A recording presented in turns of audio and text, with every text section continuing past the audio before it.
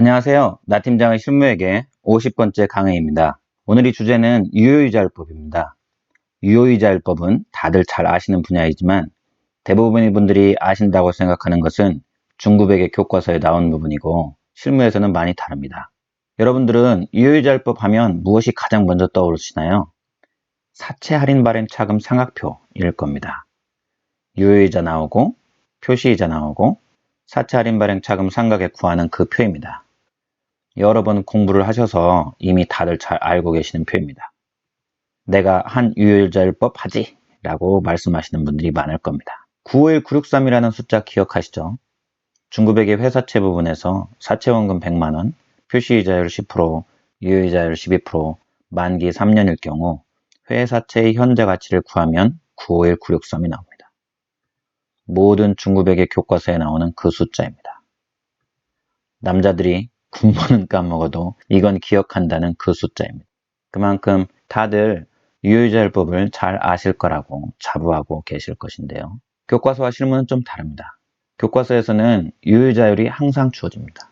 사실은 유효이자율을 구하는 것이 사채 할인 발행 차금 삼각표를 작성하는 것보다 훨씬 생각할 게 많은데도 여러분들이 사채 할인 발행 차금 삼각표만 기억이 나는 이유는 교과서에서는 유효이자율이 항상 주어져서 직접 구해봤던 경험이 없기 때문입니다. 하지만 회사 실무에서는 항상 회사가 직접 유효이자율을 구해야 합니다. 현금 흐름 유형은 두 가지로 나뉩니다. 회사채와 같이 현재 시점의 회사채 발행가액, 즉 현재 가치가 주어지는 경우입니다. 매년 현금 흐름이 발생하는 미래 기간의 현금 흐름은 물론이고 현재 시점의 현금 흐름이 얼마인지를 아는 경우, 즉 현금 흐름이 발생하는 전체 기간의 현금 흐름을 모두 아는 경우에는 유효이자율이라고 불리는 할인율을 쉽게 역산하여 구할 수 있습니다. 아니, 정확하게 말씀드리면 역산해서 반드시 구해서 그 이자율을 사용해야 합니다. 현금 흐름 유형 두 가지 중 나머지 하나는 금융리스와 같이 현재 시점의 현금 흐름이 없는 경우입니다. 따라서 현재 가치가 얼마인지 알 수 없으므로 회사채처럼 역산해서 구할 수는 없고 이론적인 이자율을 회사가 고민해서 결정해야 하며 결정한 후 그 이자율로 현재 가치를 구해야 합니다. 회사채와 리스 두 가지 사례를 공부하기 위해 먼저 유효이자율을 어떻게 계산하는지 공부하겠습니다. 유효이자율이란 현금 흐름이 발생하는 전체 기간 동안의 평균 수익률입니다. 자금을 빌려주는 금융기관의 입장에서는 수익률이므로 평균 수익률이고 자금을 빌리는 회사 입장에서는 평균 이자율입니다. 매년의 표시 이자율이 어떻게 되는지에 상관없이 매년에 원금의 일부가 상환이 되는지 아닌지 그 여부에 상관없이, 즉 매년 현금 흐름이 어떻게 주어지든지 간에 상관없이 현금 흐름 총 기간 동안 수익률, 이자율의 평균값이 얼마인지를 계산하는 것입니다.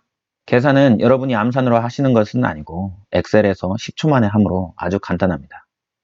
먼저 2020년 초에 나 팀장 그룹이 캐나다에 소재한 전세계 자동차 부품 3위 기업의 한 개의 사업부를 인수하기 위해 1조 원의 차입금을 차입한 경우 이자율을 어떻게 구하는지 보겠습니다. 금액 단위는 10억 원입니다. 2020년 초에 1,010억 원을 차입하여 2020년 말에 1,010억 원을 상환한다고 하면 이자율은 다음과 같이 구할 수 있습니다. 현재 시점 현금 흐름 1,000 곱하기 1 플러스 이자율은 미래 시점 현금 흐름 1,000. 1,000과 1,000이 같으므로 이자가 없죠. 그래서 이자율은 0%임을 쉽게 암산으로도 구할 수 있습니다. 만약 2020년 말 현금 흐름이 1,000이 아니고 1,100이라면 즉 1조 1,000억 원이죠. 현재 시점 현금 흐름 1,000 곱하기 1 플러스 이자율은 미래 시점 현금 흐름 1,100. 따라서 이자율은 이제 10%가 됩니다. 현재 현금 유입이 1,000이고 2년 뒤에 1,100을 상환한다면 유효이자율은 현재 시점 현금 흐름 1,000 곱하기 1 플러스 이자율의 제곱, 즉 2년이니까 제곱을 합니다. 는 미래 시점 현금 흐름 1,100. 이자율을 구하면 9%인가요? 여러분들이 직접 계산기로 구해보시기 바랍니다. 현금 흐름이 발생하는 시점은 현재 시점은 현재 하나만 있는데 미래 시점은 매년 현금 흐름이 발생할 수 있기 때문에 여러 개의 시점이 있습니다. 그래서 유효이자를 구하는 식을 1000 곱하기 1 플러스 이자율의 제곱은 1100이라고 현재 시점 현금 흐름의 이자율을 곱하는 방식으로 나열하는 대신에 1000은 1100 나누기 1 플러스 이자율의 제곱처럼 미래 시점의 매년 현금 흐름을 이자율로 나누어 할인하는 방식으로 표현하는 것이 일반적입니다. 즉, 아래와 같이 1010억 원, 즉 1조의 회사채를 표시이자율 3%, 만기 3년으로 차입했는데 발행가액이 9,970억 원인 경우 유효이자를 구하는 계산식은 아래와 같습니다. 997은 30 나누기 1 플러스 이자율 더하기 30 나누기 1 플러스 이자율의 제곱 플러스 1030 나누기 1 플러스 이자율의 세제곱. 회사채를 발행하면 왜 유효이자율을 역산해야 할까요? 나팀장그룹의 신용등급은 AA0이어서 신용등급에 따른 이자율을 금융기관이 결정해서 이를 표시이자율로 합니다. 따라서 발행가액도 원금과 동일하게 1000으로 결정됩니다. 발행가액이 원금과 동일하므로 표시이자율이 곧 유효이자율입니다. 그런데 문제는 회사채를 발행하면 주관사 수수료가 든다는 것입니다.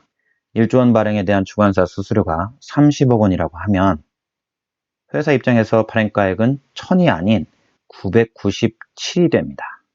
9,970억 원이죠. 따라서 실무적으로는 항상 사채 발행 부대 비용을 제외한 실질적인 현금 유입액과 미래 현금 흐름을 일치시키는 할인율을 다시 계산해야 합니다. 수식은 매우 복잡하게 보이지만 엑셀을 이용하면 10초 만에 정말 간단하게 구할 수 있습니다. 유효이자를 구하는 엑셀 함수는 IRR입니다. IRR은 Internal Rate of Return의 약자입니다. 내부 수익률이라는 뜻입니다. 함수를 사용하는 방법은 다음과 같습니다. 셀을 클릭한 상태에서 먼저 등호는 을 입력을 하고 영어로 IRR을 타이핑합니다. 그리고 괄호를 열고 유효이자를 구하고자 하는 타겟 기간 동안의 모든 현금 흐름을 드래그해서 범위를 지정해 줍니다. 그리고 괄호를 닫고 엔터를 치면 짜자잔, 유효이자율이 계산되어 나옵니다. 정말 쉽죠?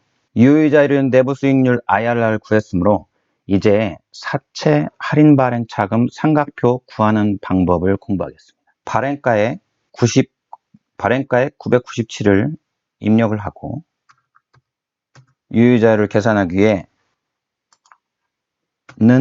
을 입력을 하고 전기말 장부가액 997이 입력된 셀을 클릭을 하고 곱하기 이자율을 클릭한 후 절대참조를 하기 위해 F4를 누릅니다. 제가 지금 오캠으로 화면 촬영 중이라서 F4 키가 눌러지지 않아서 그 밑에 미리 입력을 해놨습니다. 유효이자를 구했으니 표시이자를 구하기 위해 을 입력을 하고 액면금액 1000 곱하기 표시이자율 3%를 하고 엔터를 칩니다. 사채 할인 발행 차금 상각액은 유효이자에서 표시이자를 빼는 것이죠.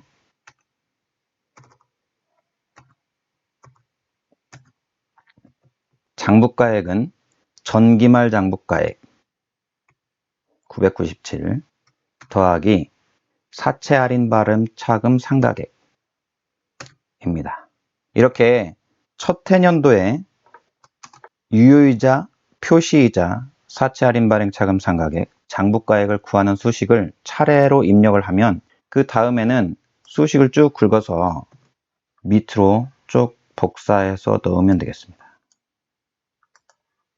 그러면 매년 사채 할인 발행 차금 상각액을 구하는 표를 작성을 완료를 했습니다. 사채 할인 발행차금 삼각표를 작성하는 목적은 회계처리 금액을 계산하기 위한 것입니다. 사채 발행 시점에 현금 1000, 회사채 1000 회계처리를 하고 금융기관에서 수수료 30억에 대한 세금 계산서가 날라오면 차변에 지급수수료 30억, 대변에 현금 30억 이렇게 회계처리 하시면 안되고 차변에 사채 할인 발행 차금 30억, 대변에 현금 30억 이렇게 회계처리 하셔야 합니다. 매 연말에 표시이자로 이자를 현금으로 지급할 때 이자 비용을 회계처리를 하시면서 사채 할인 발행 차금 상각에 대한 부분도 추가로 이자 비용으로 인식하는 회계처리를 해주셔야 합니다. 지금부터는 금융리스를 공부하겠습니다. 현실 세계에서, 즉 회계 실무에서 금융리스는 교과서와는 완전히 다릅니다.